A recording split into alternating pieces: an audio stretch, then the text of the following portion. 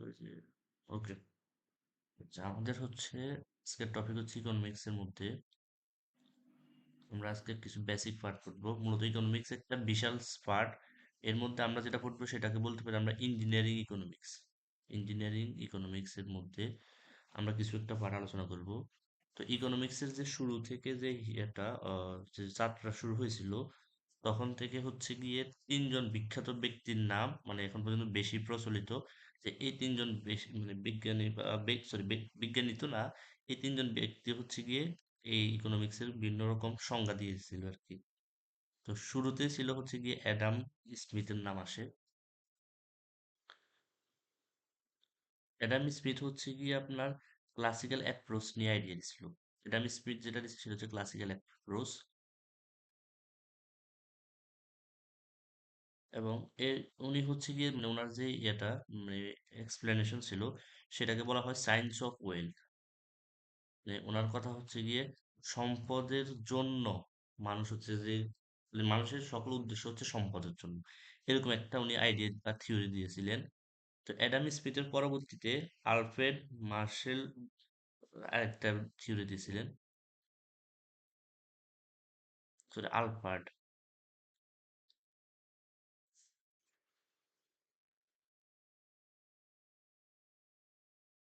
ওনার যে থিওরি ওটাকে বলা হয় নিও ক্লাসিক্যাল অ্যাপ্রোচ। নিও ক্লাসিক্যাল অ্যাপ্রোচ। তো উনি একটু ভিন্নভাবে ট্রাই করছে। ওনারটার ক্ষেত্রে ছিল হচ্ছে কি আপনার সায়েন্স অফ ম্যাটেরিয়াল ওয়েলথ। মানে ওনার কথা মতো হচ্ছে গিয়ে যে মানুষের মেন উদ্দেশ্য টাকা বা সম্পদ না, মানে ওই একটা অবজেক্ট কোন একটা নির্দিষ্ট বস্তুকে নিজেদের আয়ত্তে আনার জন্য হচ্ছে মানুষের যত ব্যবস্থা বা যত আয়োজন সবকিছু। তো এই ক্ষেত্রে উনি বলছে যে যেহেতু আমাদের অবজেক্ট গুলোকে পেতে হলে টাকা প্রয়োজন হয়, সেক্ষেত্রে আমরা টাকা বা সম্পদের পিছনে দৌড়াই। আলটিমেটলি আমাদের মেইন পার্ট হচ্ছে গিয়ে চাহিদাটা বা নিড। এগুলো নিয়ে আমরা অবশ্য কিছু পরে পড়বো। আর তৃতীয় আরেকজন ব্যক্তি হচ্ছে একটা মত দিছে, তাকে রবিনস বলা হয়। মানে উনি একটা মত দিছে। তো রবিনসের মতামত যেটা আছে সেটা হচ্ছে সরি মডার্ন ইকোনমিক্স। এটা হচ্ছে মূলত বেসিক একটা পার্ট, যে তিন রকম মানে ইকোনমিক্স এর পার্ট আছে। তো এখানে যেটা হয় সেটা হচ্ছে গিয়ে আমরা যদি বলি সেটা হচ্ছে science of human behaviour. Human behaviour and limited resources. জিনিসটা হচ্ছে গিয়ে আমরা যে বর্তমানে আমরা এই থিওরিটাকে বা এই পার্টটাকে নিয়ে মূলত মানে মেনে নিয়েছি। যেটা হয় আসলে যে অ্যাডাম স্মিথের ক্ষেত্রে ছিল ক্লাসিক্যাল অ্যাপ্রোচ। ক্লাসিক্যাল অ্যাপ্রোচটা ছিল সায়েন্স অফ ওয়েলথ, যে মানুষের সকল কিছুর মানে সারমর্ম বা মেইন উদ্দেশ্য হচ্ছে গিয়ে সম্পদ অর্জন করা। এটা ছিল অ্যাডাম স্মিথের মতে ইকোনমিক্সটা, মানে ওই জিনিসটা কিভাবে এই সম্পদটা কিভাবে অর্জন করবে এটার জন্য যে প্রসেসটা সেটা ছিল হচ্ছে অ্যাডাম স্মিথের মতে।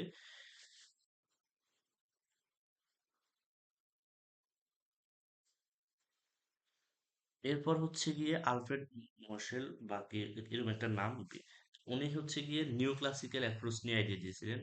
তো সেখানে ছিল যে উনি বলছে যে তার মানে মেন থিওরি হচ্ছে সায়েন্স অফ ম্যাটেরিয়াল ওয়েলথ, মানে হচ্ছে যে না সম্পদ বা কিছু পাওয়ার মানে আমাদের যে এই জিনিসটা কোন একটা অবজেক্ট বা কোন একটা লক্ষ্য আছে সেটা পূরণ করার জন্য যেটা প্রয়োজন আমরা ওটার পিছনে দৌড়াই।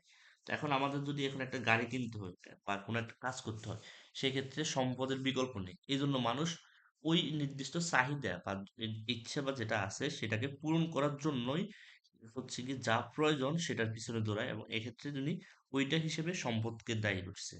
এবং লাস্টে রবিন্স বলছে যে না, সায়েন্স অফ হিউম্যান বিহেভিয়ার মানে ওখানে মানুষের বিহেভিয়ার গুলো কেমন হয় বা এই জিনিসগুলো নিয়ে আলোচনা করেছে। এবং লিমিটেড রিসোর্স, আমাদের আশেপাশে যত রিসোর্স বা যা কিছু আছে সবই কিন্তু লিমিটেড। ওইটা নিয়ে হচ্ছে মূলত মডার্ন ইকোনমিক্স এবং ওটা থেকে কাজ করে। এরপর হচ্ছে গিয়ে আমরা যদি এটা একটু সেভ করে নিই।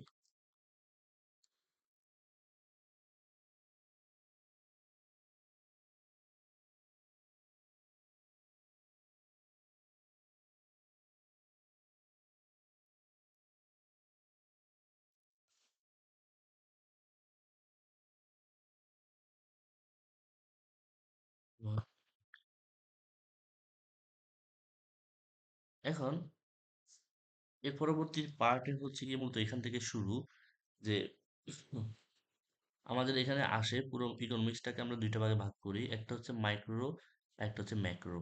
আমরা এটাকে বলতে পারি মাইক্রো ভার্সেস ম্যাক্রো। তো মাইক্রো ভার্সেস ম্যাক্রোর মধ্যে মূলত মাথায় রাখতে পারেন, এই মাইক্রো শব্দটা হচ্ছে গ্রিক ওয়ার্ড, আর ম্যাক্রো যেটা আছে মানে দুইটাই গ্রিক ওয়ার্ড। মাইক্রো শব্দের ক্ষেত্রে হচ্ছে এই গ্রিক ওয়ার্ডটার মিনিংটা যদি আমরা উদ্ধার করি, সেটা হচ্ছে এটার মানে হচ্ছে স্মল, এবং ম্যাক্রোর মানে হচ্ছে গিয়ে আপনার লার্জ বা বিগও বলতে পারি। মূলত মাইক্রোর ক্ষেত্রে যেটা হয়, মাইক্রো হচ্ছে একটা জিনিসের ইন্ডিভিজুয়াল একটা পার্ট নিয়ে আলোচনা করবে। এক মিনিট।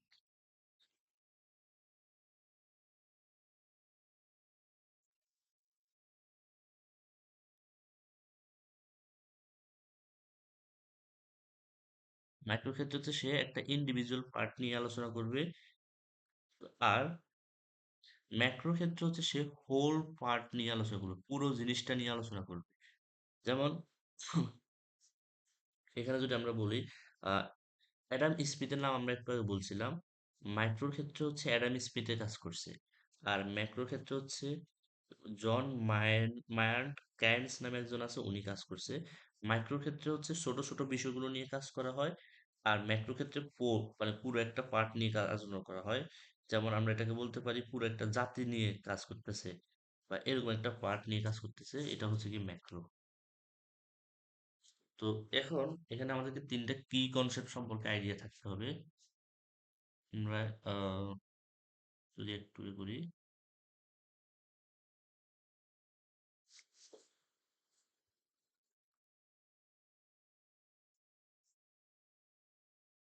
কি কনসেপ্টের মধ্যে যদি আসি, তো শুরুতে হচ্ছে মানে মূলত তিনটা কিওয়ার্ড আছে, একটা হচ্ছে নিডস, একটা হচ্ছে ওয়ান্টস, এবং আমাদের লাস্ট হচ্ছে গিয়ে ডিমান্ড। এই তিনটা টার্ম সম্পর্কে আমাদেরকে একটু আইডিয়া থাকতে হবে আর কি। তো নিডস, ওয়ান্টস এবং হচ্ছে ডিমান্ড। নিডস এর ক্ষেত্রে আপনি মাথায় রাখতে পারেন লিমিটেড কনস্ট্যান্ট।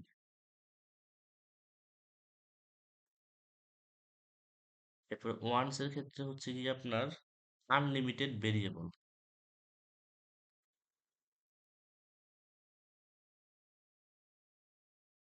আর ডিমান্ড যেটা, সেটা হচ্ছে অ্যাবল টু পারপোজ। ব্যাখ্যা করতেছে একটু পরেই।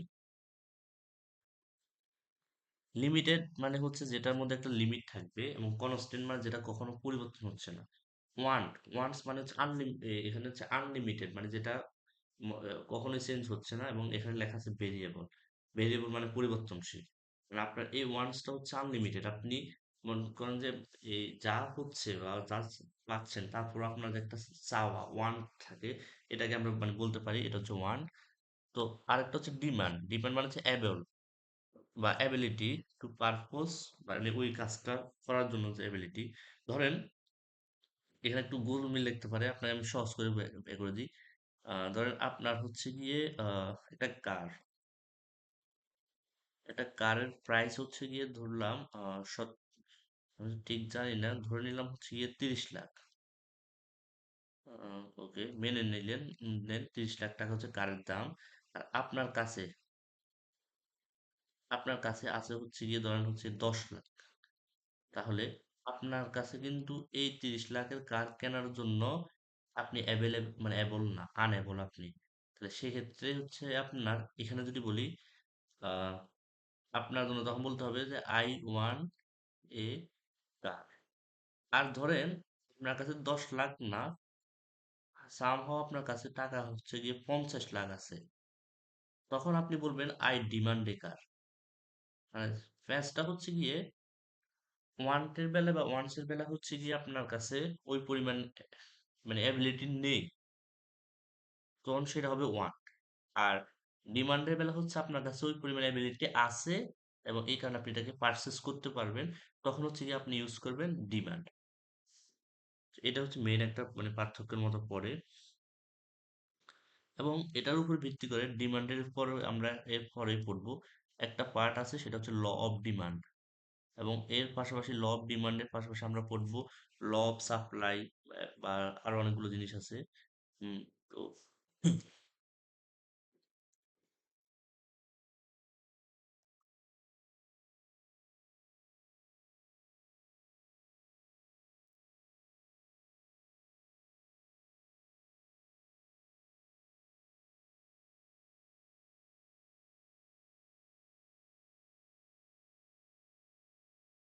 ওকে,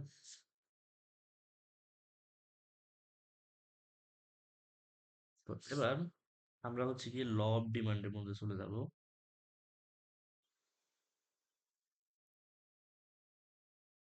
এই জিনিসগুলো একটু ঠান্ডা মাথায় বা ভালো করে দেখতে হবে। ল অফ ডিমান্ড কি বলে, ল অফ সাপ্লাই কি বলে, এই পার্টগুলো একটু ভালো করে দেখা লাগবে। তো ল অফ ডিমান্ডের ক্ষেত্রে হচ্ছে গিয়ে একবারে আমি মানে এক কথায় যদি আপনাকে মনে রাখতে বলি বা মনে রাখতে চান, সেক্ষেত্রে মাথায় রাখতে হবে যে P professional one by Q.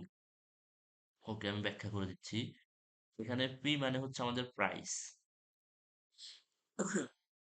R Q দিয়ে আমি বুঝাতে চাচ্ছি হচ্ছে ওইটা কেনার জন্য মানুষের হচ্ছে যে এটা অ্যাবিলিটি বা এই মানে এটা হুম, এই ওটা পাওয়ার মানুষের যে সামর্থ্য থাকবে ওই বিষয়টা বা ওটার প্রতি একটা আগ্রহটা। মূলত এখানে ব্যস্তানুপাতিক সম্পর্ক আছে। ব্যস্তানুপাতিক সম্পর্কের মানে হচ্ছে গিয়ে আপনি এই জিনিসটা যত মানে প্রাইস যত বৃদ্ধি পাবে আপনার ওই জিনিসটা কেনার প্রতি আগ্রহ তত কমে যাবে। এটাই হচ্ছে ল অফ ডিমান্ড।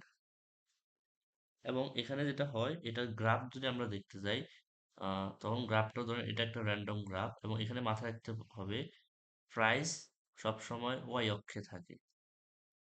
আপনার ফিজিক্সের ক্ষেত্রে হচ্ছে গিয়ে এই টাইম বা সময় থাকলে সেটাকে সবসময় এক্স অক্ষে দেওয়া লাগে একরকম ফিক্সড। এরকম এখানে আমরা গ্রাফ আঁকার সময় প্রাইসকে সবসময় ওয়াই অ্যাক্সিসে রাখবো, আর আদার পার্টগুলোকে আমরা এক্স অ্যাক্সিসে রাখবো।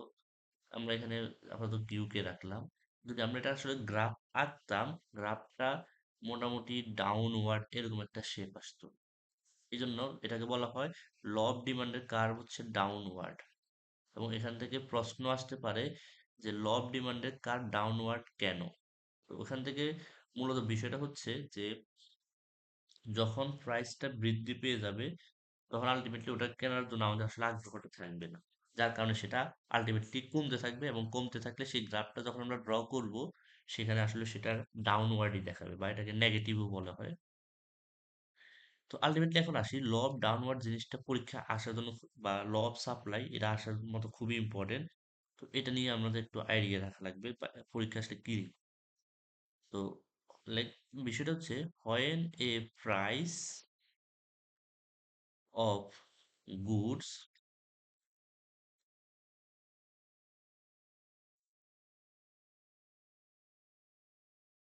when a price of goods are increases। এবং এখানে আরেকটা জিনিস মাথায় রাখতে হবে, এই লাইনটা অবশ্যই অবশ্যই মাথায় রাখতে হবে আদার থিংস রিমেইন কনস্ট্যান্ট। মানে হচ্ছে অন্যান্য যে বিষয়গুলো থাকবে তারা কনস্ট্যান্ট থাকবে, তাদের মধ্যে কোনো প্রকার চেঞ্জ আসবে না। আমরা শুধুমাত্র এখানে প্রাইস মানে একটা গুডস এর প্রাইস নিয়ে আলোচনা করতেছি। তখন হচ্ছে গিয়ে it's quantity it's quantity demanded it's quantity demanded contracts quantity demanded contracts. Okay, এখানে কিছু আপনার আননোন শব্দ আপনার চোখে আসতে পারে। তো প্রথমত হচ্ছে এই টার্মটা খুবই ইম্পর্টেন্ট, কোয়ান্টিটি ডিমান্ডেড। এবং এখানে আপনার মানে মাথায় রাখতে হবে যেটা এই জায়গায় আমরা এতক্ষণ পর্যন্ত সব জায়গায় ইউজ করেছি হচ্ছে গিয়ে ডিমান্ড, এখানেও ডিমান্ড ইউজ করেছি কিন্তু এখানে আমি এক্সট্রা ইডি যুক্ত করেছি। এবং এটা খুবই মাথায় রাখতে হবে কোয়ান্টিটির সাথে যখন আমরা এই জিনিসটাকে মানে উচ্চারণ করবো বা কাজ করব, তো সেই জায়গায় হচ্ছে গিয়ে আপনাকে মাথায় রাখতে হবে সেটা হচ্ছে ডিমান্ডেড হবে, ডিমান্ড না হয়ে। যদি ডিমান্ড লেখেন তখন কিন্তু আপনি আসলে মার্কসও কাটা যেতে পারে বা এটা কাটাটা স্বাভাবিক দাবি বা যুক্তি। তো এখানে হচ্ছে কোয়ান্টিটি ডিমান্ডেড জিনিসটা এখন কি সেটা আমাদেরকে মাথায় রাখা লাগবে। এখন সহজ কথায় কোয়ান্টিটি ডিমান্ডেড জিনিসটার মধ্যে টাইম অ্যান্ড প্রাইস এই দুইটা জিনিস আমাদেরকে মেনশন করা থাকবে। আমরা আপাতত বলতে পারি টাইম অ্যান্ড প্রাইস ফিক্সড, যদিও ফিক্সড শব্দটা উচ্চারণ করা সঠিক না সম্পূর্ণ, মানে জিনিসটা হচ্ছে যেখানে টাইম এবং প্রাইস বলে দিবে ওই টাইম বা প্রাইসের মধ্যে আমরা যখন কাজ করব সেই যে জায়গায় সেটাকে হচ্ছে কোয়ান্টিটি ডিমান্ডেড বলে। তো এবং এখানে একটা লাইন বা একটা শব্দ দেওয়া আছে কন্ট্রাক্টস। এই কন্ট্রাক্টস শব্দটার মানে হচ্ছে গিয়ে ডিক্রিজ। এই যে দেখেন, when a price of goods are increase, মানে আপনার একটা প্রাইসের গুড, মানে সরি গুডস এর একটা প্রাইস, মানে আপনার একটা পণ্যের বা একটা মালামালের দাম যখন ইনক্রিজ হবে, বৃদ্ধি পাবে, আদার থিংস রিমেন কনস্ট্যান্ট। এই আদার থিংস রিমেন কনস্ট্যান্টটা আমরা একটু পরে পড়বো। ইটস কোয়ান্টিটি ডিমান্ডেড, ওকে। মানে হচ্ছে কোয়ান্টিটি ডিমান্ডেড, মানে আমি বলছি যেখানে একটা টাইম এবং প্রাইস আমরা বলে দিব, এটা ধরে নিব, তো সেক্ষেত্রে হচ্ছে কন্ট্রাক্ট সেটা হ্রাস পাবে। কন্ট্রাক্ট মানে হচ্ছে ডিক্রিজ হবে, হ্রাস পাবে। এবার মানে আমরা বললাম যে না, যখন পণ্যের দাম বৃদ্ধি পাবে আমরা ওই মানে ওই জিনিসটার হচ্ছে গিয়ে কোয়ান্টিটি বা মানে বা মানুষজন এটা কেনা কমাই ফেলবে। তো এই নিয়মটা আসলে সব জায়গায় খাটবে না, এটা তো অবশ্যই কিছু এক্সেপশন থাকবে। তো এক্সেপশন গুলোর মধ্যে যদি আমরা বলতে যাই,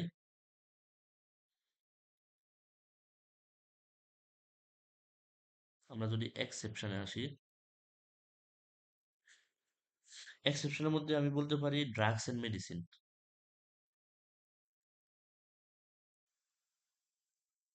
আপনার ধরেন হচ্ছে গিয়ে এই মুহূর্তে একটা ওষুধ কিনতে হবে, যেটা না কিনলে আপনার মোটামুটি মানে লাইফ ক্রিটিক্যাল সিচুয়েশন পড়তে পারে বা একটা খুব ইমার্জেন্সি। এখন ধরেন একটু আগেও ওই ওষুধটার দাম ছিল 2 টাকা, এবং এই মুহূর্তে যখন দেখলো যে সবার ওই ওষুধটা প্রয়োজন, ওরা কি করলো, ওই 2 টাকার ওষুধটাকে 2000 টাকা করে দিল। ধরে নেন, মেনে নেন যে এরকম কিছু একটা ঘটতেছে, তাহলে ওরা কি করলো, 2 টাকার একটা জিনিসের দাম হচ্ছে গিয়ে 2000 করে ফেললো। কিন্তু আলটিমেটলি যেহেতু এটা আপনার জীবনের সাথে কানেক্টেড, এটার দাম বৃদ্ধি পাওয়ার পরও আপনাকে ওটা কিনতে হবে। তো সেই জায়গায় হচ্ছে ল অফ ডিমান্ড আপনার অ্যাপ্লাই হয় নাই। মানে ল অফ ডিমান্ডের ক্ষেত্রে ছিল কি, দাম বাড়বে, তাহলে মানুষটা কেনা কমায় দিবে। কিন্তু যেহেতু এটা আপনার ড্রাগস বা মেডিসিন গুলোর দাম বৃদ্ধি পেলেও আমাদের কিনতে হবে, আমাদের কোনো অপশন নেই, সেসব জায়গায় এই লটা বা এই যুক্তি বা লজিক গুলো খাটবে না। সেখানে আপনার দাম বৃদ্ধি পেলেও আপনাকে কিনতেই হবে। এটা হচ্ছে একটা এক্সেপশন। আবার আরো একটা পার্ট আমরা বলতে পারি এক্সেপশনের মধ্যে, রিলিজিয়াস আইটেম। রিলিজিয়াস আইটেম আপনি দেখেন, এই মুহূর্তে গরুর দাম এত বেশি আমাদের মানে মুসলিমদের ক্ষেত্রে, অথবা আহ ধরেন হচ্ছে পূজার সামগ্রীগুলো হিন্দু ধর্ম বা অন্যান্য ধর্মাবলম্বীর ক্ষেত্রে ওই জিনিসগুলো হচ্ছে দাম বৃদ্ধি পেয়ে গেল, কিন্তু তারপরে রিলিজিয়াস আইটেম হওয়ার কারণে বা কুরবানির একটা বিষয় মুসলমানদের ক্ষেত্রে বা আরো অন্যান্য পারপাসে, আলটিমেটলি যেহেতু এই জিনিসগুলো আমাদের রিলিজিয়নের সাথে কানেক্টেড, ওই জিনিসগুলোর দাম বৃদ্ধি পেলেও আমাদেরকে ওইগুলো কিনতে হবে। তো সেই জায়গায়ও ল অফ ডিমান্ড অ্যাপ্লাই করা যাবে না। এছাড়া আরো অনেক উদাহরণ থাকতে পারে। আপাতত এই দুইটা মাথায় রাখাটাও অনেক বিশাল একটা বিষয়।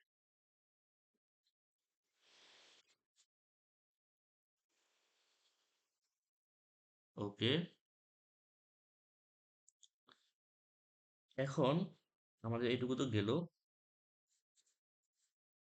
এবার আমরা এখন একটা পার্ট পড়বো যেটা খুবই ইম্পর্টেন্ট পরীক্ষার জন্য। এটা হচ্ছে গিয়ে ডিটারমিনেশন অফ ডিমান্ড। এবং আরেকটা বিষয় হচ্ছে, আপনি ডিমান্ডটা যদি ভালো করে পড়েন, সাপ্লাইটা আপনার জন্য শিখতে খুবই কম সময় লাগবে। মানে জাস্ট আপনি বলতে পারেন যে একটা একটা বিপরীত এরকম বলতে পারেন, যদিও সব জায়গায় এটা সম্পূর্ণ খাটবে না। আরেকটা জিনিস হচ্ছে গিয়ে এটা শুরুতে বলা উচিত ছিল, ডিমান্ড পড়ার সময় আপনি নিজেকে ওই জায়গায় তুলনা করবেন, আপনি নিজেকে একজন ক্রেতা হিসেবে তুলনা করবেন বা চিন্তা করবেন। আর আমরা যখন সাপ্লাই নিয়ে পড়বো, তখন আপনি হচ্ছেন গিয়ে প্রোডিউসার। এভাবে করে আপনি চিন্তা করবেন, কারণ আপনি নিজে কি সিদ্ধান্ত নিতেন এই অবস্থায়, এটা যদি চিন্তা করেন, আপনার জন্য ইকোনমিক্স অনেক সহজ। আর আপনার জন্য এটা কিছুই না, কারণ দৈনন্দিন জীবনে আমরা হয়তো জানতাম না যে এটা এইভাবে ইকোনমিক্স অ্যাপ্লাই হচ্ছে, কিন্তু এটা আসলে পুরোটাই ইকোনমিক্স। যেমন ফিজিক্সের ক্ষেত্রে আছে ভেক্টরের মধ্যে ইন্টারের যে নদী নৌকার অঙ্ক, সে নৌকা কিভাবে সোজা অপর পারে পৌঁছাবে, একজন মাঝি কোনোদিনও জানে না এর পিছনে কোনো ফিজিক্সের কোন সূত্র অ্যাপ্লাই করা হয়েছে, বা কোনটা কি করতেছে, বা স্রোতের কোন দিকে যেতে হবে, কিভাবে চালালে কম সময় যাবে, কিন্তু সে জানে এভাবে এভাবে করলে এরকম এরকম কিছু হইতে পারে। আচ্ছা, আমরা আবার আমাদের পরে ফিরে আসি, determination of demand. Determination of ডিমান্ডের মধ্যে প্রথমেই আমরা যদি বলি সেটা হচ্ছে গিয়ে প্রাইস অফ রিলেটেড গুডস। এগুলো একটু কষ্ট করে মুখস্থ করে ফেলবেন। Price of related goods. Okay, price of related goods এর মধ্যে এটাকে আমি দুইটা ভাগে ভাগ করে নিলাম। একটা হচ্ছে কি সাবস্টিটিউট, এবং আরেকটা হচ্ছে কি আমাদের কমপ্লিমেন্টারি। ওকে, কমপ্লিমেন্টারি। এবার আসেন এই জিনিসগুলো বলতে কি বোঝাচ্ছে। আমি এখানে একটা টার্ম অলরেডি ইউজ করে ফেলেছি, সেটা হচ্ছে price of related goods. Goods এর সব মানে নামটা আমি এখানে মেনশন করে ফেলেছি। তো এখানে তাহলে আমাকে এবার আসতে হবে যে এইগুলো কিরকম হতে পারে। সেটা হতে পারে সাবস্টিটিউট, অথবা হতে পারে হচ্ছে গিয়ে কমপ্লিমেন্টারি। এবার আসি সাবস্টিটিউট। যারা ফুটবল খেলা দেখে তারা জানে সাবস্টিটিউট মানে হচ্ছে বদলি করা। আমরা ফুটবল খেলা হচ্ছে গিয়ে একজন প্লেয়ারের পরিবর্তে আরেকজন প্লেয়ারকে হচ্ছে মাঠে যখন নামানো হয়, সেটাকে আমরা সাবস্টিটিউট বলতে পারি। আবার কেমিস্ট্রির মধ্যেও এই প্রতিস্থাপন বিক্রিয়া আছে, সেখানেও আমরা ওটাকে মানে ওটার মধ্যে এই জিনিসটা অ্যাপ্লাই করতে দেখি। মানে হচ্ছে সহজ কথায় একটার বিকল্প হিসেবে আরেকটাকে ইউজ করা, সেটা হচ্ছে সাবস্টিটিউট। তো সেটা কিরকম হতে পারে, ধরেন আমি আপনাকে বললাম যে পেপসি অ্যান্ড কোকা কোলা। ধরেন দুইটাই হচ্ছে সেম ফ্লেভারে আপনাকে বানিয়ে দিবে, টেস্ট দিবে। এখন পেপসি কোকা কোলা উঠে গেল। এখন কোকা কোলা কি করলো, দাম দুইটারই ধরেন হচ্ছে গিয়ে নর্মালি 100 টাকা করে ছিল। ওকে, এখন কি করলো কোকা কোলা, এমনি তো বদমাইশ, ওরা কি করলো 100 টাকা থেকে 120 টাকা করে দিছে। আর পেপসি কি করলো 100 টাকাতে থাকলো। তাহলে কিন্তু সবাই এই কোকা কোলাকে বর্জন করে পেপসির দিকে চলে যাবে, কারণ পেপসির দাম কম এবং আমাকে সেম টাইপের টেস্ট বা ফিলটা দিচ্ছে, বা এটা দিচ্ছে, মানে আমি কাজটা একই রকম হচ্ছে। কাজে এই যে একটা দাম বৃদ্ধি পেলে আমি ওটাকে ইয়ে করে মানে বাদ দিয়ে আমি আরেকটাতে সুইচ করব, এটাই হচ্ছে সাবস্টিটিউট। যখন দেখা যাবে দুইটা পণ্যের মধ্যে একটার দাম বেড়ে গেলে আমি ওটাকে ছেড়ে দিয়ে অন্য একটা ধরতে পারবো, তো সেটা হচ্ছে সাবস্টিটিউট।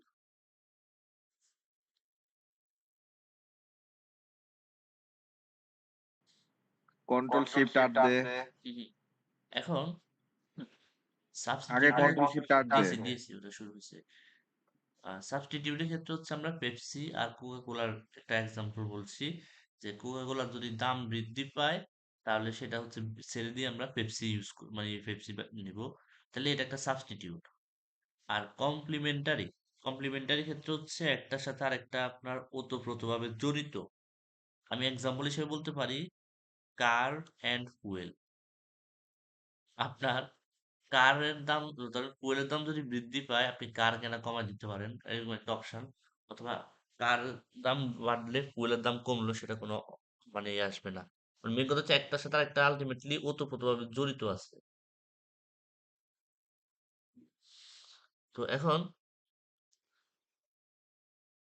এর পরবর্তী পার্ট হচ্ছে গিয়ে লেভেল অফ, এটা তো আমাদের গেল, এর নিচে লিখে দিই। আহ, এটা হচ্ছে লেভেল অফ কনজিউমার।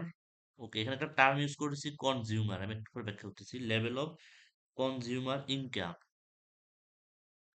মানে এই জিনিসগুলো হচ্ছে আমার ডিমান্ডের ক্ষেত্রে একটা প্রভাব রাখে। এই যে এখানে একটা জিনিস দাম বাড়াইছিল, তখন আমরা অল্টারনেটিভ হিসেবে আরেকটাকে ইউজ করছি।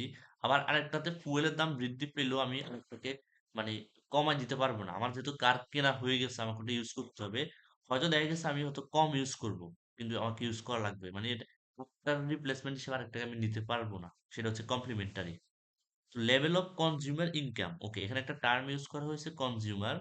কনজিউমারটাকে এক কথায়, মানে যেহেতু আমরা বাঙালি, বাংলা মাথায় রাখতে পারেন, কনজিউমার মানে হচ্ছে গিয়ে ক্রেতা। শেষ, ঝামেলা শেষ। আমি আপনি যারাই কিনতে যাব তা আমরা সবাই হচ্ছে কনজিউমার। তো এখন এই লেভেল অফ কনজিউমার ইনকাম মানে একজন কনজিউমার বা ক্রেতার ইনকামের উপর ভিত্তি করে সেটা হতে পারে নর্মাল, আর আরেকটা হচ্ছে গিয়ে আপনার ইনফেরিয়র। এবার আসি আমরা নরমাল কোনটা ইনফেরিয়র কোনটা। ধরেন নরমালের ক্ষেত্রে হচ্ছে কি আমরা ইনফেরিয়র এর ক্ষেত্রে যদি বলি, আচ্ছা উদাহরণটাকে আমি একটু ক্লিয়ার করে নিই, তারপর আমি এখানে লিখবো। ধরে নিন সহজ কথায় আপনার হচ্ছে গিয়ে মাসে ইনকাম হচ্ছে ৩০,০০০ টাকা। এখন ইনকাম ৩০,০০০ টাকা যদি হয়, তো এবার আপনি হচ্ছে গিয়ে এই ঢাকা থেকে চট্টগ্রাম যাবেন, প্রতি মাসে একবার করে যাওয়া লাগে যে কোনো কারণেই, অথবা অন্য কোনো একটা জায়গায় বাংলাদেশে যে কোনো একটা প্রান্তে যাওয়ার লাগতে পারে সামহাও। তো এইবার আপনি যেহেতু অন্য একটা জায়গায় যাবেন, আপনার হাতে হচ্ছে এই বাসে করে যেতে পারেন, ট্রেনে করে যেতে পারেন, আবার যদি ওখানে প্লেন থাকে প্লেনে করে, অথবা নৌপথে যেতে পারেন। তবে আপনার যদি বেতন কম হয় বা ইনকাম ইনকাম যদি কম হয়, তাহলে সেক্ষেত্রে আপনি হচ্ছে সবচেয়ে কম খরচ যেটা সেটাকে অ্যাপ্লাই করবেন। ধরে নেন সামহাও আপনি হচ্ছে গিয়ে ঢাকা থেকে চট্টগ্রাম যাবেন, সেক্ষেত্রে ট্রেনে করে যাবেন, ট্রেনে হচ্ছে গিয়ে সবচেয়ে খরচ কম। এখন আপনার হচ্ছে গিয়ে ৩০,০০০ টাকার বেতন থেকে আপনি এখন হচ্ছে ১.৫ লাখ টাকা করে ইনকাম করা শুরু করছেন, মানে আপনার হচ্ছে গিয়ে প্রমোশন হইতে হইতে আঙ্গুল ফুলে কলা গাছ, এখন আপনি ১.৫ লাখ টাকা করে ইনকাম বা আরো বেশি। এখন আর কিন্তু আপনি ট্রেনে করে যাবেন না। তখন এই যে নরমাল অবস্থায় আপনি যেতেন হচ্ছে গিয়ে ট্রেনে করে, তখন সেটাকে আমরা নরমালের মধ্যে ফেলতে পারি। আর আরেকটা হচ্ছে গিয়ে আপনি এই যে নরমাল অবস্থায় ট্রেনে করে যে গেলেন, বা ইনফেরিয়র অবস্থায় আপনি ট্রেনে করে গেলেন, যে কোনো একটা অবস্থায়, কিন্তু আপনার যখনই হচ্ছে গিয়ে ওই জায়গায় আপনার অ্যাবিলিটি বেড়ে গেল, আপনার ইনকাম বেশি হওয়ার কারণে, যে এই যে আপনি ট্রেনটাকে বাদ দিয়ে দিলেন, দিয়ে প্লেনে করে গেলেন, সেক্ষেত্রে আপনার ইনফেরিয়র যেটা আছে, আপনি কি আর ট্রেনে করে যাওয়া হচ্ছে, তাহলে ট্রেনের যে সিস্টেমটা ছিল, ট্রেনের এই পার্টটা ডাউনওয়ার্ড হয়ে গেছে, কারণ আপনি ট্রেনে করে আর যাচ্ছেন না। আপনি তখন নরমাল অবস্থায় মানে ট্রেনের বিকল্প হিসেবে প্লেন বা অন্য কোনো একটা অপশনকে বেছে নিয়েছেন। এই জন্য এটা যেহেতু আপনি যখন ট্রেনটাকে আর ইউজ করতেছেন না আপনার ইনকাম বৃদ্ধির কারণে, তো সেক্ষেত্রে হচ্ছে গিয়ে এটাকে আমরা বলতে পারি নেগেটিভ রিলেশনশিপ। কারণ এটাতে আপনার ডাউনওয়ার্ড হবে, কারণ আপনি যেটা ইউজ করতেছেন না, এটা তো অবশ্যই নিচের দিকেই যাবে। আর অবশ্যই প্লেনের ক্ষেত্রে সেটা হবে পজিটিভ। এটা হচ্ছে মেইন কথা।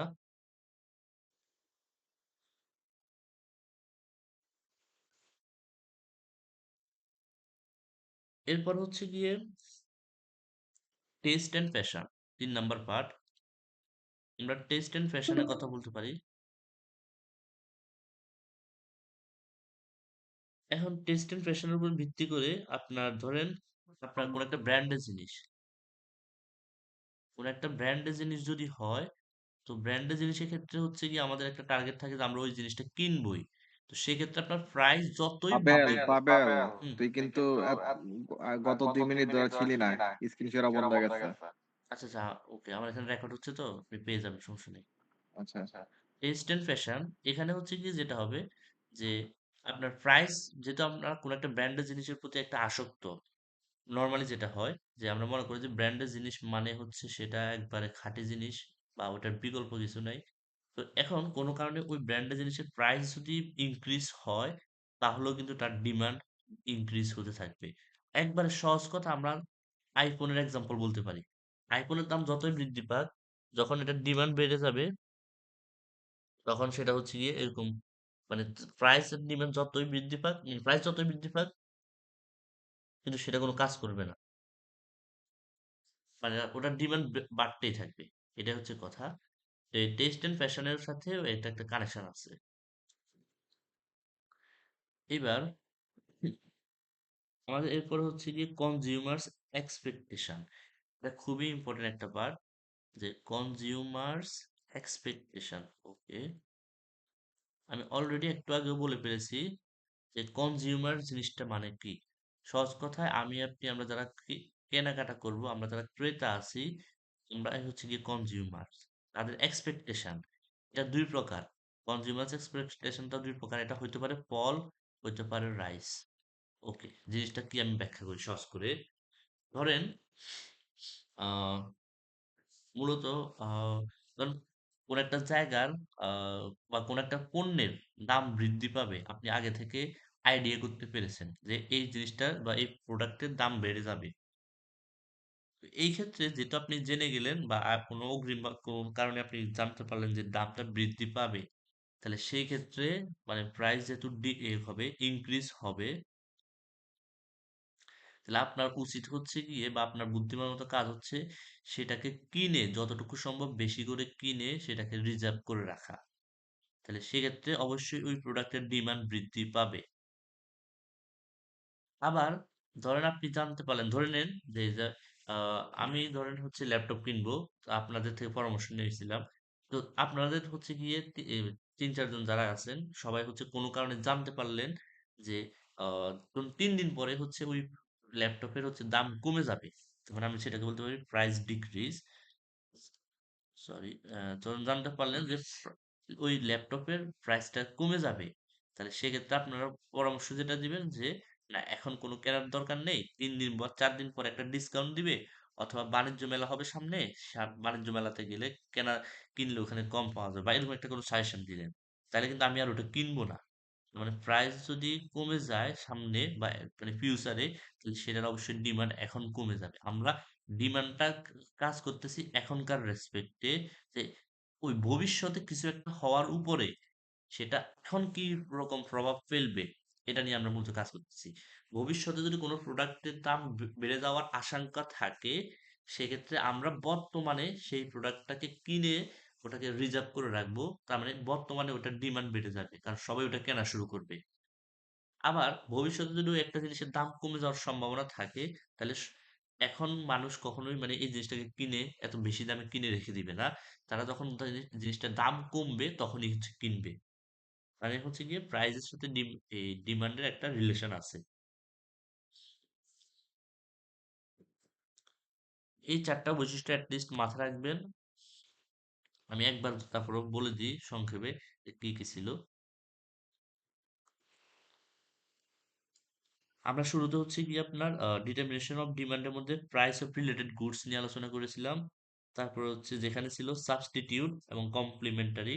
সাবস্টিটিউটের ক্ষেত্রে হচ্ছে গিয়ে যে একটার অল্টারনেটিভ হিসেবে আপনি আরেকটাকে পেয়ে যাবেন। পেপসি এবং কোকা কোলা, কোকা কোলার দাম বেড়ে যাবে, আপনি পেপসি ইউজ করে নেবেন। প্যারাসিটামল এবং নাফা, আপনার নাফা পাচ্ছেন না, আপনি প্যারাসিটামল খাবেন। প্যারাসিটামল পাচ্ছেন না, নাফা খাবেন। একটার বিকল্প হিসেবে আরেকটা। কমপ্লিমেন্টারি, যেটা হচ্ছে একটার সাথে আরেকটা অবশ্যই কানেক্টেড, তো ওইখানে আপনি ছেড়ে দিতে পারবেন না।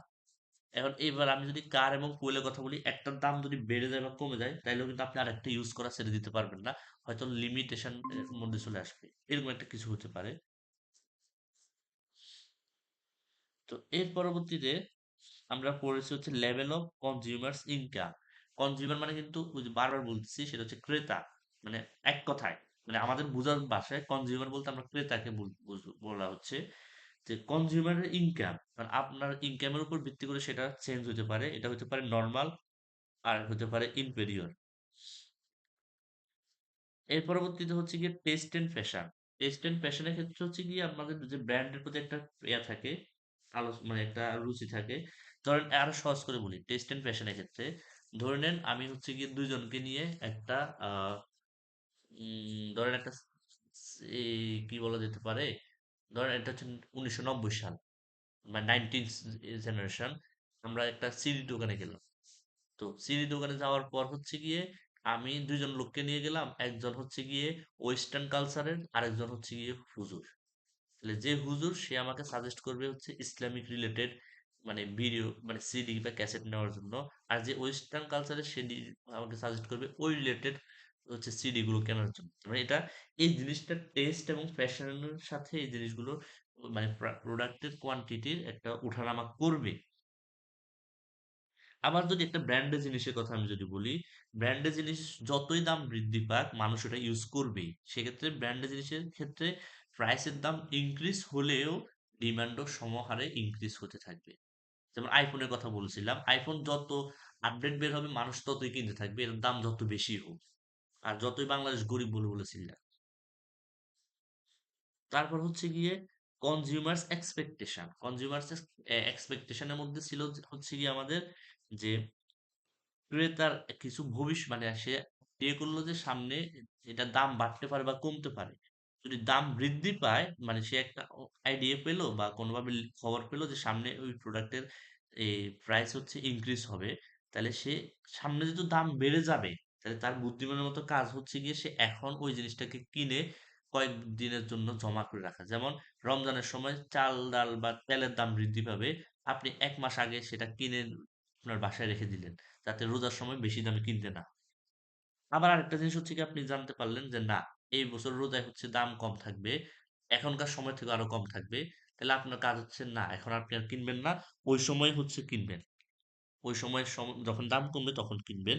তাহলে সেক্ষেত্রেও আরেক রকম সম্পর্ক থাকবে। এটা ছিল আমাদের মূলত ডিটারমিনেশন অফ ডিমান্ড। আরো অনেকগুলো পার্ট থাকে, এই সেটটা আপাতত মাথায় রাখতে পারেন। এখন আমরা পড়বো movement versus shift in demand, মানে হচ্ছে গ্রাফটা। এটা খুবই মনোযোগ দিয়ে দেখতে হবে। আমরা এখন আবার লেখা শুরু করি।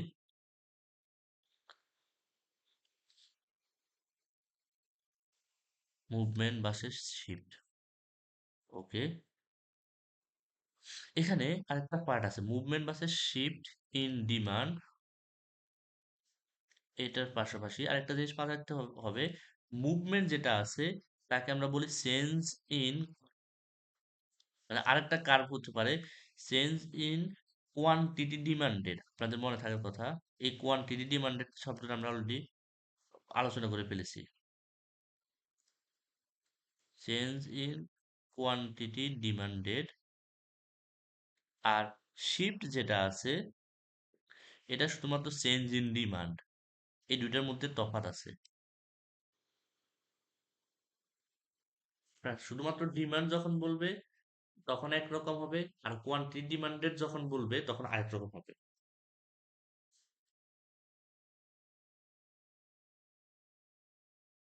তো এখন ডিমান্ডের ক্ষেত্রে আমরা বলছিলাম কি, আমার হচ্ছে একটা জিনিস কেনার ক্যাপাসিটি আছে, তার মানে সেটাকে আমরা ইউজ করবো ডিমান্ড। আর কোয়ান কোয়ান্টিটি ডিমান্ডের ক্ষেত্রে হচ্ছে গিয়ে আমাকে ওইটার টাইম এবং হচ্ছে গিয়ে ওটার প্রাইস, এই দুটো জিনিস ফিক্সড করে দিবে। তো এবার আমরা আসলে গ্রাফে ফিরে আসি। আপনি মাথায় রাখতে পারেন আহ কয়েকটা জিনিস। প্রথমত হচ্ছে গিয়ে মুভমেন্টের ক্ষেত্রে কার্ভটা আমাদের হয়তো আপওয়ার্ড হবে নাহলে ডাউনওয়ার্ড হবে, মুভমেন্ট করবে। আমরা গ্রাফের ধরেন একটা র্যান্ডমলি দেখাই, আহ মেনে নেন এরকম কিছু একটা হবে আর কি আলটিমেটলি।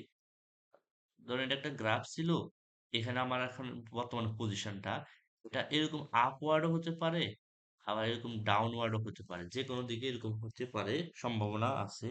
এটা হচ্ছে মুভমেন্ট কার্ভে হয়, মানে মুভ করবে, মুভমেন্টের ক্ষেত্রে সে এক জায়গা থেকে আরেক জায়গায় মুভমেন্ট করবে, সেটা হচ্ছে মুভমেন্ট। অথবা এটাকে চেঞ্জ ইন কোয়ান্টিটি ডিমান্ডেড কার্ভও আমরা বলতে পারি। আর আরেকটা হচ্ছে গিয়ে চেঞ্জ ইন ডিমান্ড। এখানে হচ্ছে আরেকবার শুরুতেও বলছিলাম, কোয়ান্টিটি শব্দটা যখন ইউজ করব তখন হচ্ছে ডিমান্ডেড, আর যখন শুধুমাত্র এমনি ইউজ করব তখন সেখানে হচ্ছে ডিমান্ড। এই জিনিসটা কোনোভাবে প্যাচ লাগানো যাবে না।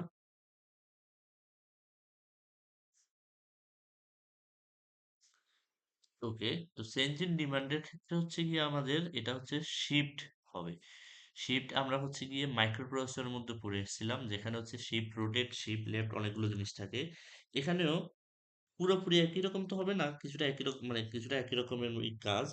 এখানে যেটা হবে যে ধরো এটা একটা কার্ভ যদি হয়, বর্তমানে কার্ভটা এদিকে ছিল, সে হয়তো এইদিকে শিফট করবে অথবা এইদিকে শিফট করবে। আমরা এরকম পড়ছিলাম যখন মাইক্রো প্রসেসর পড়ছিলাম, সেখানে এরকম একটা ঘর থেকে যখন হচ্ছে শিফট রাইট বা লেফটের ক্ষেত্রে, যখন রাইট হয় তখন সে হচ্ছে এক ঘর করে করে ডানে যাওয়া শুরু করে, আবার শিফট যখন লেফট হয় তখন এক ঘর করে করে বামে যাওয়া শুরু করে। এখানেও এরকম, সে রাইটে অথবা লেফটে যে কোনো দিকে শিফট করতে পারে কার্ভটা। তো সেটা ডিপেন্ড করবে ওটার গ্রাফের ভ্যালুগুলোর উপরে। তো র্যান্ডমলি আমি একটা ধরেন একটা এক্সাম্পল দেখাই, প্রাইস কোয়ান্টিটি। তো প্রাইস দিলাম আমি নর্মালি 853।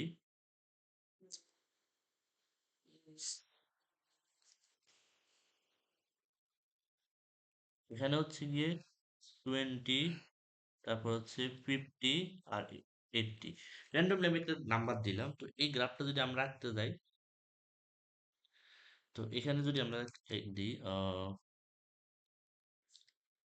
আমরা আগেও বলছিলাম ওয়াই অ্যাক্সিসে হচ্ছে গিয়ে প্রাইস থাকবে, এখানে হচ্ছে প্রাইস, এবং এক্স অ্যাক্সিসে হচ্ছে কোয়ান্টিটি আছে, যেহেতু আমাদের কোয়ান্টিটি থাকবে, আমাদের প্রাইস হচ্ছে 3 5 8, ওকে ধরে নিলাম এটা হচ্ছে 5, এটাই আমাদের সেই 3, এটা হচ্ছে সেই 8। আর কোয়ান্টিটির মধ্যে 20 50 80, ওকে এটাকে 20, এটাকে 50, এটাকে 80 ধরে নিলাম। এবার 8 এ যখন ছিল তখন হচ্ছে 20 এ, ওকে 8 এবং 20 এই যে দিলাম এই ঘরে।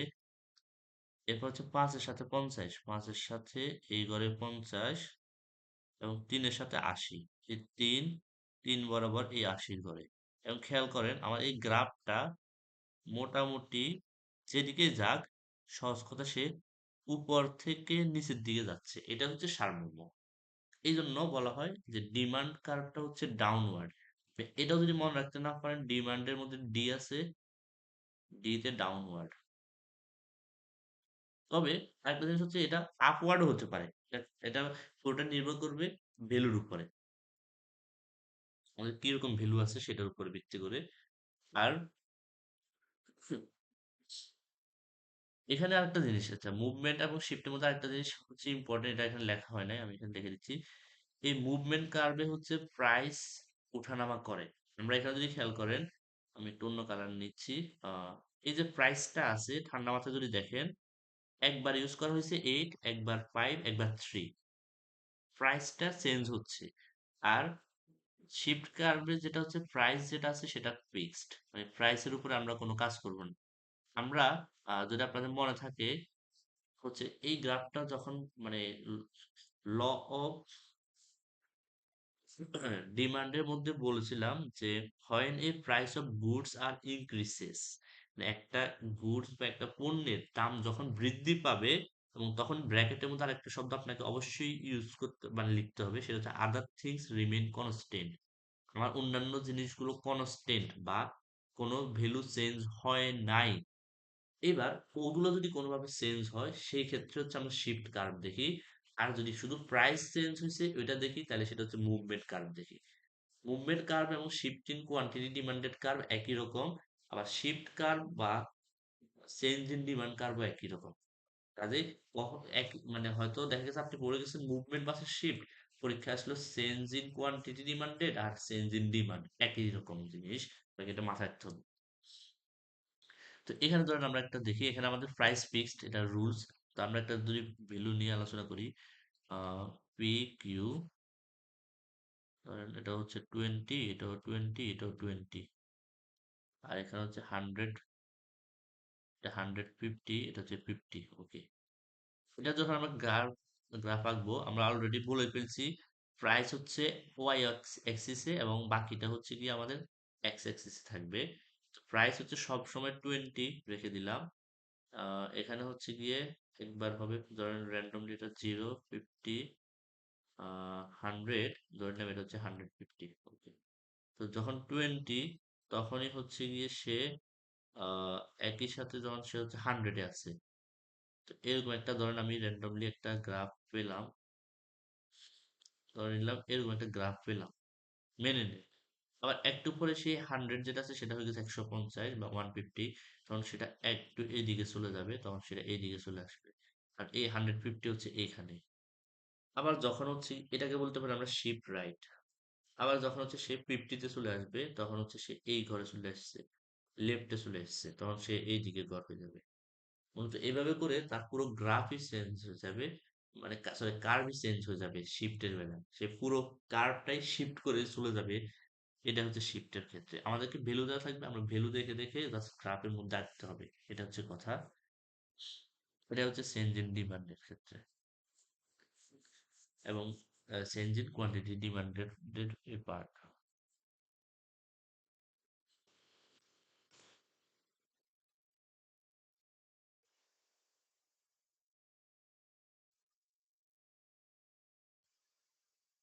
এবার এখানে আমরা শুরুতে একবার বলেছিলাম, আপনি আরেকবার একটু মাথায় রাখতে পারেন যে ডিমান্ড নিয়ে যখন আমরা আলোচনা করব, তখন আমরা নিজেদেরকে হচ্ছে গিয়ে এই কাস্টমার হিসেবে চিন্তা করব। আর সাপ্লাই নিয়ে যখন কাজ করব তখন নিজেদেরকে একদম প্রডিউসার হিসেবে চিন্তা করব বা মালিক পক্ষ হিসেবে চিন্তা করব।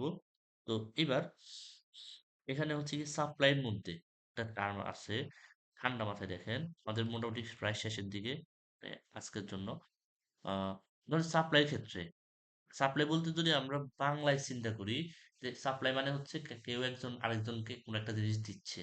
এবার আসেন, ধরেন এখন হচ্ছে গিয়ে করোনার সময়, করোনার সময় হচ্ছে গিয়ে আমি আহ কোনো একজন লোককে হচ্ছে গিয়ে কিছু চাল ডাল কিছু দিলাম, এবং এর বিনিময়ে আমি কোনো কিছু নিচ্ছি না। এটা একটা অপশন। আরেকটা অপশন হচ্ছে গিয়ে আমি ওই লোককে চাল ডাল বা অন্যান্য প্রয়োজনীয় সরঞ্জাম দিলাম, এবং তার মানে ওটার পরবর্তীতে বা ওটার সাথে আমি এটা তাকে একটা শর্ত দিয়ে দিলাম, একটা কন্ডিশন দিয়ে দিলাম যে সে আমাকে এই এই কাজগুলো করে দিবে, অথবা সে এই সমপরিমাণ মূল্য আমাকে পরবর্তীতে এই মানে খুবই ক্ষুদ্র সুদে বা কোনো একটা কারণ বা সুদমুক্ত ভাবে সে আমাকে এটা ফেরত দিয়ে দিবে। এবার ২ টা জিনিসের মধ্যে কিন্তু একটা তফাৎ আছে। ১ম যেটা বলছি যে আমি তাকে দিয়ে দিলাম, এখানে কিন্তু কোনো কন্ডিশন বা কোনো কিছু রাখি নাই। আমি কোনো রিটার্ন রেসপেক্ট মানে আশা করতেছি না। আর আরেকটা ক্ষেত্রে হচ্ছে গিয়ে আমি ওকে একটা জিনিস দিলাম এবং ওটার বিপরীতে আমি তার থেকে কোনো একটা রিটার্ন চাচ্ছি। মূলত সাপ্লাই এর ক্ষেত্রে হচ্ছে গিয়ে এখানে আপনাকে অবশ্যই মাথায় রাখতে হবে প্রফিট থাকবে সাপ্লাই এর ক্ষেত্রে। আপনার যদি প্রফিট না থাকে তাহলে সেটা সাপ্লাই হবে না। এটা খুবই ইম্পর্টেন্ট। ধরেন আহ যেটা যে একটু আগে বললাম যে আপনি যদি ধরেন এটা হচ্ছে আচ্ছা আপনার এ করি, এটা একজন মিস্টার এ আর এটা হচ্ছে মিস্টার বি। এ হচ্ছে গিয়ে বি কে ধরে নেন ১,০০,০০০ টাকা দিল, এবং বি হচ্ছে গিয়ে এই টাকাটা আর মানে এটা এরকম ছিল যে এ হচ্ছে গিয়ে ধরেন আমাদের আসুন্না ট্রাস্ট। এটা তাহলে আর বুঝতে সুবিধা হবে। আসুন্না ট্রাস্ট, আসুন্না ট্রাস্ট হচ্ছে একজন দরিদ্র লোককে এই স্বাবলম্বীকরণ প্রকল্পের মধ্যে কোনো একটা রিক্সা অথবা কোনো একটা জিনিস দিল। তো এর বিপরীতে কিন্তু আসুন্না ট্রাস্ট দুনিয়াবি কোনো কিছু চাচ্ছে না। তাহলে এই জায়গায় সেক্ষেত্রে হচ্ছে গিয়ে আমরা বলতে পারি এই জিনিসটাকে আমরা ডোনেট বলতে পারি, অথবা এই জিনিসটাকে আমরা হেল্প বলতে পারি, যদি হেল্প বানান ভুল সরি, অথবা এটাকে আমরা গিফট বলতে পারি, যে কোনো একটা টার্ম ইউজ করতে পারি, কিন্তু কোনোভাবে এটাকে আমরা সাপ্লাই বলতে পারবো না ইকোনমিক্স এর ভাষায়। কিন্তু বিকল্প চিত্র, অনেক ব্যক্তি একটা হচ্ছে গিয়ে প্রকল্পের, সরকারি প্রকল্পের নামটা বলা লাগবে না, সে হচ্ছে গিয়ে সরকারি প্রকল্পের থেকে ধরেন ১০০টা রিক্সা তাকে দেওয়ার জন্য মানে বলা হয়েছে সিলেক্ট করতে। তো সে কি করলো, এই এ থেকে হচ্ছে গিয়ে ধরেন ৫০,০০০ টাকা নিছিল, 50K টাকা নিল, নিয়ে তাকে হচ্ছে গিয়ে একটা রিক্সা দিল। তাহলে এই যে সে রিক্সাটা দিল, এর বিপরীতে সে একটা টাকা নিয়ে গেছে, এই জিনিসটা কিন্তু সাপ্লাই হবে না। অথবা আরো সহজ করে দিই, এটা একটু ব্যবসায়ী দিকে চলে গেছে, এটা একটু ভুলে যাই। ধরেন হচ্ছে গিয়ে আমি একজন ব্যক্তিকে তার বিপদের সময় হেল্প করলাম, এবং এই হেল্প করার পরিপ্রেক্ষিতে তাকে দিয়ে আমি ওই পরিমাণ মানে কাজ তুলে নিলাম। তাকে দিয়ে ধরেন হচ্ছে কি আমি আমার বাসার টুকটাক কাজগুলো করে নিলাম, বা সে যে কাজে এক্সপার্ট আমার বাসার ওই কাজটা যখন প্রয়োজন তার থেকে ওটা ফ্রিতে নিয়ে নিচ্ছি। তাহলে এই ক্ষেত্রে আমার একটা রিটার্ন আছে, আমি তাকে দিচ্ছি, সে আমাকে দিচ্ছে। এখানে যেহেতু রিটার্ন আছে, কাজে আমি এটাকে বলতে পারি সাপ্লাই। কিন্তু এই যে শুরুতে আমি বলছিলাম যে রিক্সা দান প্রকল্প বা স্বাবলম্বীকরণ প্রকল্প, সেক্ষেত্রে সেটাকে সাপ্লাই বলা যাবে না। আপনার প্রফিট যদি না থাকে সেটা কোনোভাবে সাপ্লাই হবে না। এবং এখানে মাথায় রাখতে হবে সাপ্লাই কার্ভটা হচ্ছে গিয়ে মানে এটা মনে রাখার জন্য, এটা হচ্ছে ডিমান্ডের প্রায় উল্টা, প্রায় সবকিছু ডিমান্ডের উল্টা। ডিমান্ডের ক্ষেত্রে আমি একটু আগে বলছি, আরেকবার একটু মানে মনে করে দিই, ধরেন আপনি কিছু জানেন না। ডিমান্ডের প্রথম অক্ষর ডি দিয়ে আপনি মানে মনে রাখার একটা ট্রিক্স, এর গ্রাফটা হবে ডাউনওয়ার্ড। ডাউনওয়ার্ড বলতে বোঝানো হয়েছে কি, একটা যদি গ্রাফ হয় সেটা উপর থেকে নিচের দিকে যাবে, সেটা হচ্ছে ডাউনওয়ার্ড আকারে থাকবে। আর তাহলে এবং আমরা ওখানে এই এটা যে ল অফ ডিমান্ড পড়ছি, এরকম এখানে আমরা পড়বো হচ্ছে গিয়ে law of supply. Law of supply এর ক্ষেত্রে হচ্ছে গিয়ে আমরা যেটা পড়বো মানে আগেরটার মতোই সেম, যে when a price of goods are increases other things remain constant is quantity demanded। এইটুকু পর্যন্ত ল অফ ডিমান্ড বা ল অফ সাপ্লাই দুইটাতে সেম। আমি একটু লিখে দিই। আহ, when a price of goods are increases is এবং অবশ্যই মাথায় রাখতে হবে আদার থিংস রিমেন কনস্ট্যান্ট। এই পার্টটা কোনোভাবে বলা যাবে না।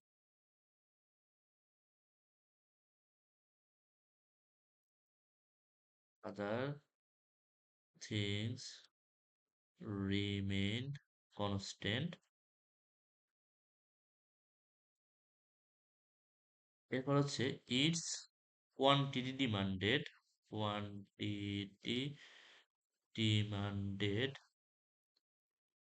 এরপরে ল অফ সাপ্লাইয়ের ক্ষেত্রে হচ্ছে গিয়ে ইনক্রিসেস। এটা হচ্ছে ল অফ সাপ্লাইয়ের ক্ষেত্রে হচ্ছে গিয়ে ইনক্রিসেস, আর ল অফ ডিমান্ডের ক্ষেত্রে হচ্ছে ডিক্রিসেস। এটা একটু মাথায় রাখতে হবে।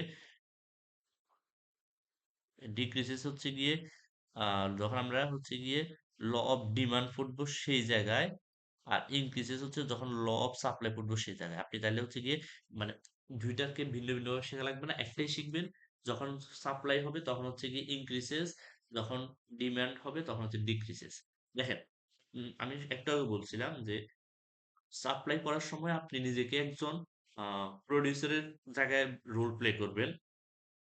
যেহেতু আপনি একজন প্রোডিউসার, তো এখন একটা প্রোডাক্টের যদি দাম বেড়ে যায়, তাহলে সেক্ষেত্রে অবশ্যই আপনি ওই প্রোডাক্টটা বেশি পরিমাণে হচ্ছে গিয়ে বিক্রি করবেন বা বাজারজাত করবেন। তাহলে সেক্ষেত্রে আমরা বলতে পারি যে প্রাইস যদি ইনক্রিজ হয়, কোয়ান্টিটি অবশ্যই ইনক্রিজ হবে। এই জিনিসটা হচ্ছে কি আমরা যখন ডিমান্ডে কার্ভে পড়েছিলাম, ডিমান্ডে কার্ভের বেলা সেটা উল্টা হয়ে গেছিল, সেখানে হচ্ছে ডাউনওয়ার্ড হয়ে গেছিল। এটাই হচ্ছে ডিমান্ড এবং সাপ্লাইয়ের মধ্যে একটা পার্থক্য।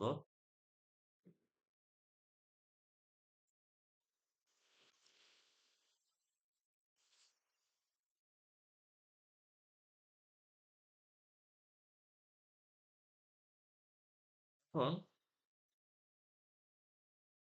এখানেও সেম গ্রাফের মধ্যে মুভমেন্ট বাসের শিফট ইন সাপ্লাই থাকবে। ও আরেকটা জিনিস হচ্ছে কি, এখানে তাহলে গ্রাফটা যেটা আছে সাপ্লাইয়ের ক্ষেত্রে, আমি এক পাশে একটু ডিমান্ডটা লিখে দিই, একই সাথে দুই পাশে আমি আলোচনা যদি করি আরেকবার, তাহলে আপনাদের জন্য বুঝতে সুবিধা হবে।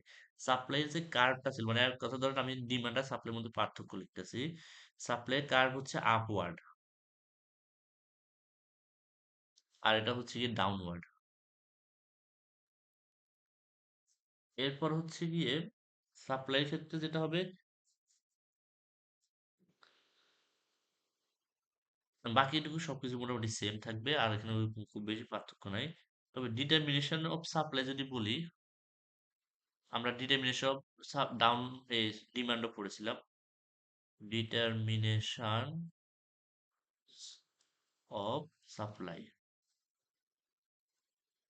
ডিটারমিনেশন অফ সাপ্লাইয়ের মধ্যে প্রথমে হচ্ছে নাম্বার অফ সেলার্স।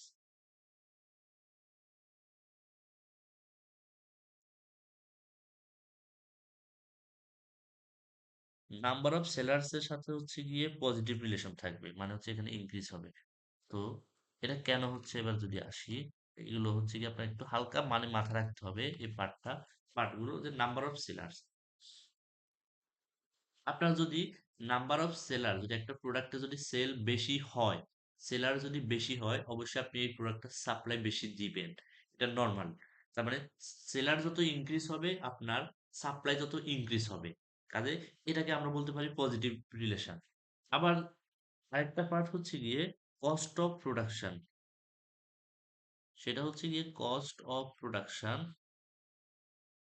এখন এবার আসেন, আপনি একটা প্রোডাক্ট তৈরি করবেন, সেটার যে কস্ট হচ্ছে, এই কস্ট যদি ইনক্রিজ হয়, কস্ট যদি ইনক্রিজ হয়, তাহলে লজিক অনুযায়ী আপনি, ধরেন আপনি একটা প্রোডাক্ট বানাবেন, ধর আপনার হচ্ছে একটা ফ্যাক্টরি আছে, ফ্যাক্টরির মধ্যে 10 রকম প্রোডাক্ট বানানো যায়, এর মধ্যে ধরেন সামহাও 6টা প্রোডাক্ট হচ্ছে গিয়ে কস্ট তুলনামূলক কম, 4টা প্রোডাক্ট হচ্ছে তুলনামূলক কস্ট বেশি। তাহলে আপনি কি করবেন, যে ওই 4টা প্রোডাক্টকে বাদ দিয়ে দিয়ে এই 6টা প্রোডাক্ট যেখানে কস্ট কম আছে সেটার উপরে হচ্ছে ইনভেস্ট করার, মানে করার ট্রাই করবেন।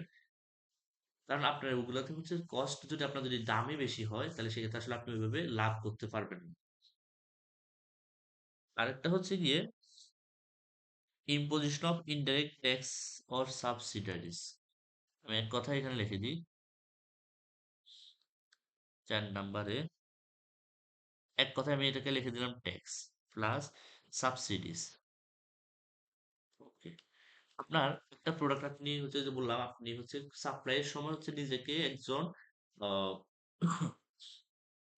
প্রোডিউসারের রোল প্লে করবেন। তো এখন আপনি একটা প্রোডিউসার আপনার হচ্ছে গিয়ে এই একটা জিনিস সাপ্লাই দেওয়ার ক্ষেত্রে প্রচুর পরিমাণে যদি ট্যাক্স দেওয়া লাগে, এবং আরেকটা পার্ট দেওয়া আছে সাবসিডিজ। সাবসিডিজ এর ক্ষেত্রে হচ্ছে গিয়ে হিডেন কিছু ট্যাক্স থাকে হয়তো যেটা আমরা ওইভাবে দেখি না। এই ট্যাক্স গুলো যদি ইনক্রিজ হয়, তার মানে অবশ্যই এই এখানে যেহেতু কস্ট ইনক্রিজ হলে সাপ্লাই কমে যাচ্ছে, ডিক্রিজ হচ্ছে, তার মানে এখানে হচ্ছে নেগেটিভ রিলেশন। একটু বলে দিলাম, নেগেটিভ রিলেশন। আর এখানে ট্যাক্স এবং সাবসিডিয়ারি যদি বৃদ্ধি পায়, তাহলে সেটা অবশ্যই এখানেও নেগেটিভ রিলেশন হবে। কারণ আপনার যদি ট্যাক্সই বেশি পরিমাণে দেওয়া লাগে, তাহলে কিন্তু আপনার আসলে ওইভাবে কোনো প্রফিট থাকবে না খুব বেশি। এই জন্য তখন হচ্ছে গিয়ে আপনি সাপ্লাইটা অবশ্যই কমাই দিবেন।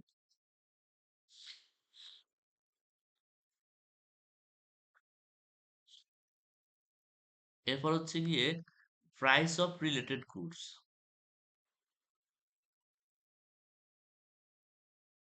প্রাইস অফ রিলেটেড গুডস এর ক্ষেত্রে হচ্ছে গিয়ে সহজ কথায় এখানে যেটা হয়, আমরা ডিমান্ড কার্ভে যেটা পড়ছি প্রাইস অফ রিলেটেড গুডস ছিল, এখানেও সেম। আপনারা যদি প্রাইস অফ রিলেটেড গুডস এর মধ্যে আমরা পড়ছিলাম হচ্ছে সাবসিডারিজ আর কমপ্লিমেন্টারি। আচ্ছা আমি একটু লিখে দিই সংক্ষেপে। একটা ছিল সাবসিডারিজ, একটা হচ্ছে কমপ্লিমেন্টারি।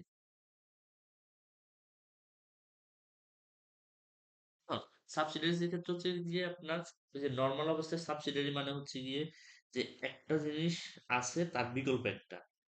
আর আরেকটা হচ্ছে কি কমপ্লিমেন্টারি ক্ষেত্রে যেটা ছিল যে একটা একটার সাথে কানেক্টেড, এখানে সাপ্লাই ক্ষেত্রে একই রকম কানেকশন থাকবে। এবং আরেকটা হচ্ছে সাপ্লাইজ এক্সপেকটেশন। আমরা করছিলাম ডিমান্ড মানে সরি কনজিউমার্স এক্সপেকটেশন, এখানে হচ্ছে সাপ্লায়ার্স মানে সাপ্লাইজ মানে যে সাপ্লাই করবে সাপ্লায়ার্স এক্সপেকটেশন। যে এখন সাপ্লায়ার কোনোভাবে জানতে পারলো যে সে একটা প্রোডাক্ট তৈরি করার প্ল্যান করলো যে এই প্রোডাক্টটা কিন্তু যে কিছুদিন পরে দাম কমে যাবে, তাহলে সে কি করবে, এই প্রোডাক্টটা হচ্ছে গিয়ে এই বানানো বাদ দিয়ে দিবে। অথবা সে জানতে পারলো যে সে যে জিনিসটা বা সামনে হয়তো কোনো একটা প্রোডাক্টের হিউজ পরিমাণে হচ্ছে ডিমান্ড মানে হিউজ পরিমাণে এই উম প্রয়োজন হবে আল্টিমেটলি। তো তখন সে কি করবে, ওইটা ভালো করে পরিমাণে সাপ্লাই দেওয়া শুরু করবে। তো এইটার উপর ভিত্তি করে হচ্ছে গিয়ে আল্টিমেটলি সে মানে সাপ্লাই বেশি বা কম দিতে পারে।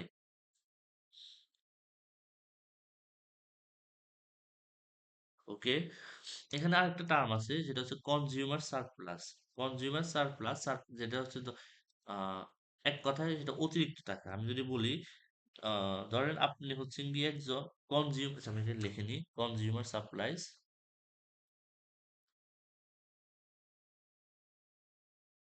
Sorry consumer surplus. দেখুন কনজিউমার, কনজিউমার মানে আমরা অলরেডি অনেকবার বলে ফেলেছি, কনজিউমার মানে হচ্ছে ক্রেতা। আর সারপ্লাস শব্দটা একটু পরে ক্লিয়ার হবেন। সামহাও আপনার কাছে 1,000 টাকা আছে। এখন আপনি একটা ধরে নিলেন যে একটা কোনো একটা জিনিস কিনবেন, ওটার জন্য হয়তো 1,000 টাকার মতো লাগতে পারে। আপনি গিয়ে দেখলেন যে ওই দাম ওই দামে মানে সরি ওই জিনিসটা হচ্ছে কি আপনি 700 টাকায় পেয়ে যাচ্ছেন। তাহলে সেই ক্ষেত্রে আপনার কাছে এক্সট্রা 300 টাকা রয়ে গেল। এই যে আপনার কাছে এক্সট্রা 300 টাকা রয়ে গেছে, তাহলে সেটা হচ্ছে সারপ্লাস। মানে সেটা আপনার কাছে অতিরিক্ত আছে। সারপ্লাস মানে আপনি মাথা রাখতে পারেন যে সারপ্লাস বলতে অতিরিক্তকে বোঝানো হয়।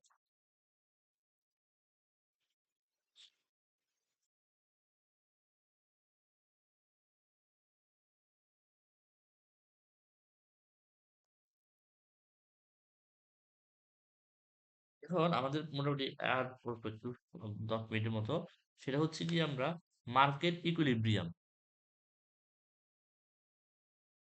মার্কেট ইকুইলিব্রিয়াম, মার্কেট ইকুইলিব্রিয়াম জিনিসটা কি আসি।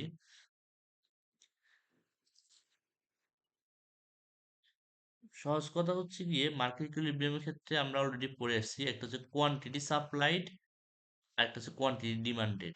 এই কোয়ান্টিটি সাপ্লাইড এবং কোয়ান্টিটি ডিমান্ডেড যেখানে সেম হবে সেটাই হচ্ছে মার্কেট ইকুইলিব্রিয়াম। ধরেন আমি লিখলাম প্রাইস, পসিবল প্রাইস ধরেন, পসিবল প্রাইস, তারপর হচ্ছে গিয়ে কোয়ান্টিটি ডিমান্ডেড, আমি সংক্ষেপে কিউ ডি দিলাম, কোয়ান্টিটি সাপ্লাই কিউ এস, তারপর হচ্ছে স্টেট অফ মার্কেট,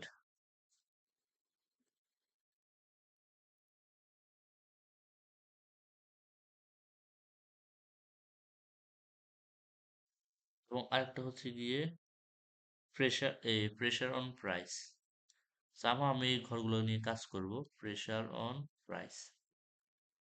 এখন ধরলাম এক ঘর, দুই, তিন, চার, ওকে শেষ। এখন আমরা এটা যে পসিবল প্রাইসটাকে দিলাম 5 4 3 2 1, এবং কোয়ান্টিটি ডিমান্ডেড দিলাম হচ্ছে গিয়ে 9 10 12 15 20, এবং এখানে দিলাম হচ্ছে গিয়ে কোয়ান্টিটি সাপ্লাইয়ের মধ্যে হচ্ছে 18 16 12 7 1, ওকে। তো এখানে কোয়ান্টিটি ডিমান্ড এবং কোয়ান্টিটি সাপ্লাইয়ের মধ্যে যদি দেখি আমরা, এখানে ডিমান্ড হচ্ছে 9, সাপ্লাই হচ্ছে 18। তার মানে এখানে আমার সাপ্লাই যদি বেশি, তাহলে এটাকে আমরা বলতে পারি সারপ্লাস, মানে আমার কাছে অতিরিক্ত রয়ে গেছে। সারপ্লাস মানে আপনি মাথায় রাখতে পারেন যে এটা মানে হচ্ছে অতিরিক্ত, তার মানে আপনার কাছে যেহেতু অতিরিক্ত আছে এই জন্য আপনি এটাকে সারপ্লাস দিলেন। একইভাবে পরের লাইনে ডিমান্ড হচ্ছে 10, আমি সাপ্লাই দিচ্ছি হচ্ছে 16, সাপ্লাইড আর কিছু ডিমান্ডেড, ডিমান্ডেড হচ্ছে 10, সাপ্লাইড হচ্ছে 16, যার কারণে এটা হবে সারপ্লাস। এইবার আসেন, এটা যদি খেয়াল করেন, এখানেও আছে 12, এখানেও আছে 12, যেহেতু দুটো সেম, আমি একটু আগে লিখছি কোয়ান্টিটি সাপ্লাইড এবং কোয়ান্টিটি ডিমান্ডেড, দুইটা যেখানে সেম হবে সেটাই হচ্ছে আমাদের মার্কেট ইকুইলিব্রিয়াম। কাজে আমরা এটাকে সারপ্লাস বা অন্য কিছু না লিখে আমরা এটাকে লিখতে পারি ইকুইলিব্রিয়াম, এরকম কিছু একটা। এখন এখানে যদি দেখেন আমার ডিমান্ড হচ্ছে 15 আর আমি সাপ্লাই দিচ্ছি 7, তার মানে এখানে অবশ্যই একটা শর্টেজ তৈরি হবে। একইভাবে এখানে ডিমান্ড হচ্ছে 20, আমি সাপ্লাই দিচ্ছি 1, এখানে অবশ্যই প্রোডাক্টের মানে শর্টেজ তৈরি হবে। আর এই সারপ্লাসের ক্ষেত্রে হচ্ছে কি, আমরা যদি বলি এই যে প্রেসার অন প্রাইসের ক্ষেত্রে যদি আমরা করতে যাই, তাহলে এটা যেহেতু সারপ্লাস সেটা হবে উপরের দিকে চিহ্ন, সারপ্লাস গুলো। আর যেটা মানে কোনো ইয়া নাই ইকুইলিব্রিয়াম, সেখানে আমরা লিখে দিতে পারি নিউট্রাল, সেটার মধ্যে কোনো উপরেও না নিচেও না। আর যেগুলো শর্টেজ সেগুলো হচ্ছে ডাউনওয়ার্ড। এটা হচ্ছে, এখন আমাদের আরেকটা পার্ট দেখতে মানে একটা কাজ করতে হবে, সেটা হচ্ছে কি এটা গ্রাফ আঁকতে হবে। আমরা পাশে গ্রাফটা এঁকে দিই, অ্যাজ ওয়েল এজ আমরা ওয়াই অ্যাক্সিসে হচ্ছে গিয়ে প্রাইস দিব। প্রাইস হচ্ছে গিয়ে 5 4 3 2 1, ওকে, এটা 5 4 3 2 1, এটা হচ্ছে 0 ধরে নিলাম। আর কোয়ান্টিটি ডিমান্ড এবং সাপ্লাইয়ের মধ্যে ম্যাক্সিমাম হচ্ছে 20, ওকে, এটাকে 20 ধরলাম, এটা 10, এটা না, এখানে 5, এখানে 15, ওকে। আমরা ডিমান্ড কার্ভটা শুরু করি। ডিমান্ডের মধ্যে হচ্ছে গিয়ে প্রাইস যখন 5, তখন ডিমান্ড হচ্ছে 9, এই 5 এবং ডিমান্ড হচ্ছে গিয়ে 9, মোটামুটি এরকম একটা অবস্থায় আছে, মেনে নিলাম। পূর্বে এক্সাক্ট আমরা আসলে ভেবে পাবো না গ্রাফ পেপার ছাড়া। এরপর যখন হচ্ছে 4, তখন হচ্ছে 10, এই যে 4 ছিল তখন হচ্ছে গিয়ে 10, মানে হচ্ছে মোটামুটি একটু নিচের দিকে, একটু এই ডান দিকে যাবে। তো 3 সময় হচ্ছে 12, তো এদিকে 12, এদিকে হচ্ছে 3, তাহলে এখানে আমরা দিতে পারি 3 তে হচ্ছে 12, 2 তে হচ্ছে 15, তাহলে এই যে 2 তে হচ্ছে 15 দিয়ে দিলাম, 1 এ হচ্ছে 20, 1, এই যে 20। এই গ্রাফটা আমরা এবার যদি সরলরেখা টেনে দিই, তাহলে এরকম একটা অবস্থা তৈরি হবে, এরকম একটা আকার তৈরি হবে। এবার আমরা সাপ্লাইয়ের মধ্যে আসি, যখন 5 তখন হচ্ছে 18, এই মোটামুটি এরকম একটা অবস্থা, ওকে। যখন 4 তখন হচ্ছে 16, তাহলে এদিকে এর উপর একটা জায়গায়, এবং যখন 3 তখন 12, তার মানে এখানেও এই জায়গায় এই পয়েন্টে, যখন হচ্ছে 2 তখন হচ্ছে 7, তার মানে মোটামুটি এরকম করে একটা অবস্থায়, এরকম একটা অবস্থায়। আর যখন 1 তখন হচ্ছে গিয়ে আমাদের 1। এই গ্রাফটা যদি আমরা আঁকতে যাই, যদি এটা আমাদের আসলে গ্রাফ পেপারে আঁকলে ক্লিয়ার হতো, এরকম একটা মেইন কথা হচ্ছে এরকম একটা চিত্র আমরা পাবো। এই পাওয়ার ক্ষেত্রে এরা হচ্ছে নিচের দিকে, এটা এদিকে, এই পার্ট পুরোটাই হচ্ছে আমাদের শর্টেজ, এটা পুরোটাই আমাদের শর্টেজ। এখানে এই পার্টের ইকুইলিব্রিয়ামের উপরে যা আছে এটা হচ্ছে আমাদের সারপ্লাস, এটা আমাদের অতিরিক্ত পার্ট। আর মাঝখানে যেটা আছে, এই যে পয়েন্টটা, এটাকে বলা হয় ইকুইলিব্রিয়াম পয়েন্ট, ইকুইলিব্রিয়াম পয়েন্ট। এর বাইরে আমাদের আরেকটা জিনিস হচ্ছে গিয়ে, আজকে আর না, আজকে এটুকু থাকুক।